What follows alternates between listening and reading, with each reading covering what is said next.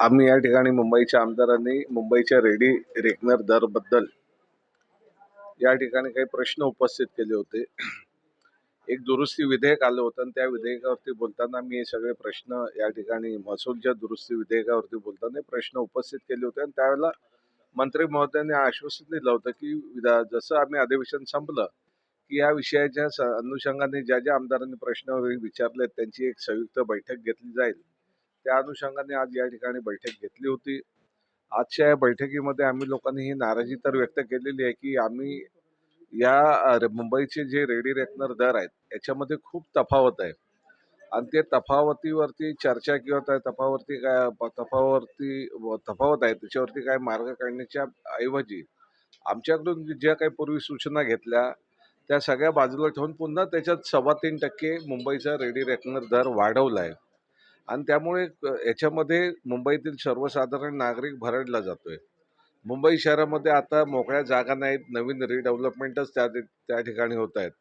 म्हणजे या ठिकाणी भव्य दिव्य असे टॉवर उभे राहत असताना त्यांच्या समोर काही पुनर्विकासाच्या इमारती उभी राहतात आणि मग भव्य दिव्य टॉवरचा जो रेट असेल त्या तोच रेडी रेकनरचा रेट त्या समोरच्या पुनर्विकसित इमारती असतात, मग त्या म्हाडाच्या माध्यमातून असतील किंवा SRAच्या माध्यमातून असतील किंवा इतर छोट्या खाजगी जमिनीवरील इमारती असतील त्यांना देखील तोच रेट आणि त्याच्यामुळे सर्वसाधारण माणसाला घर खरेदी करताना, छोटं घर खरेदी करताना मोठ्या घरांना लावलेला रेडी रेकनर दर त्या ठिकाणी स्टॅम्प ड्युटी म्हणून भरावा लागतो आणि तो त्याच्या दृष्टीने तो भुर्दंड असतो आणि त्या दृष्टीने हे सगळे आम्ही प्रश्न उपस्थित केले होते. त्या अनुषंगाने आज या ठिकाणी संयुक्त बैठक होती. मी स्वतः या बैठकीला उपस्थित होतो. ऑनलाईन बरेचसे मुंबईचे आमदार त्या ठिकाणी या बैठकीला उपस्थित होते. या अनुषंगाने मंत्री महोदयांनी अतिशय सकारात्मक भूमिका घेतलेली आहे, कारण त्यांच्याही ते लक्षात आलं की या सगळ्यामध्ये सर्वसाधारण मुंबईकर भरडला जातोय आणि या सगळ्या या तफावत आहेत किंवा हे वेगवेगळे जे रेट्स लावले जात आहेत त्याच्यामध्ये कुठेतरी पुनर्निरीक्षण केलं पाहिजे. जे झालं नव्हतं ते करण्याचं त्याने त्या ठिकाणी आश्वासन दिलेलं आहे आणि या अनुषंगाने पुन्हा एकदा 16 तारखेला दुपारी 3 वाजता विधान भवनामध्ये मुंबईच्या सगळ्या आमदारांची एक बैठक घेण्याचं सुद्धा त्यांनी या ठिकाणी आश्वासन दिलेलं आहे. प्रकारची दरवाढ रेडी रेकनरच्या दराची प्रस्तावित केली आहे किंवा एप्रिलपासून लागू होणार आहे. घरांच्या किमती एकंदरीत वाढणार आहेत, सामान्यांच्या आवाक्याच्या बाहेर या किमती जाणार आहेत. या अनुषंगाने काय सांगा? नाही, त्यासाठीच तर हा सगळा आमचा आटापिटा चालू आहे ना, की याच्यामध्ये समजा मी एखादा पुनर्रचित इमारतीमध्ये मला 500 फुटाचं घर घ्यायचं असेल तर 500 फुटाचं घर घेताना त्याच्यासमोर जर 1,500 किंवा 2,000 फुटाच्या घरांची एखादी फ्लॅटची बिल्डिंग असेल तोच दर मला लागतोय.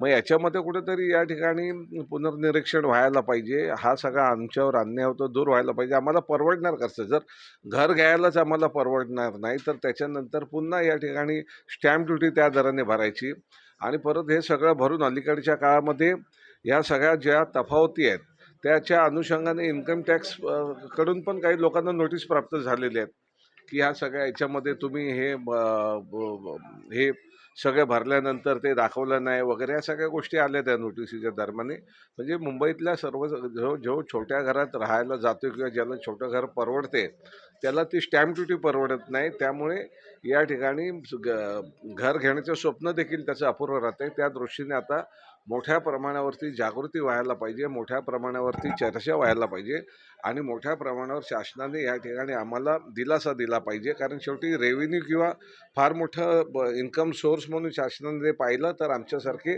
जे छोट्या घरात राहण्याचं स्वप्न बघतायत ते भरडले जातील हे आम्ही या ठिकाणी ठणकावून सांगितलेलं आहे.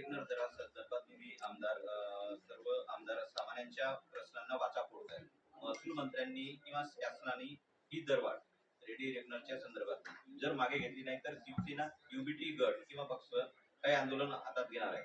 नाही बघा, एकतर असं की 16 तारखेला याच्यावरती एक बैठक आहे, बरोबर आहे. या बैठकीमध्ये जे काय होईल मुंबईकरांच्या दृष्टीने चांगले निर्णय घेतले गेले तर आम्ही त्यांचं स्वागत करू. मुंबईकरांच्या दृष्टीने चांगले निर्णय, कारण शेवटी काय हा मुंबईचा प्रश्न नाही, जे मोठी शहर आहेत मग मुंबई, ठाणे, पुणे इकडे देखील तीच अवस्था होणार आहे. त्यामुळे तिथे हा आता प्रत्येक नागरिकाचा प्रश्न आणि त्या ज्या नागरिकावरती अवलंबून असलेले मोठे राजकीय पक्ष आहेत त्यांच्याही तिथे त्या सगळ्याचा अस्तित्वाचा प्रश्न आहे. त्यामुळे तिथे जे काही निर्णय होतील ते आम्ही आमच्या पक्षश्रेष्ठींच्या कानावर घालून त्याप्रमाणे आम्ही पुढचे निर्णय घेतले जातील. ठीक आहे. माहिती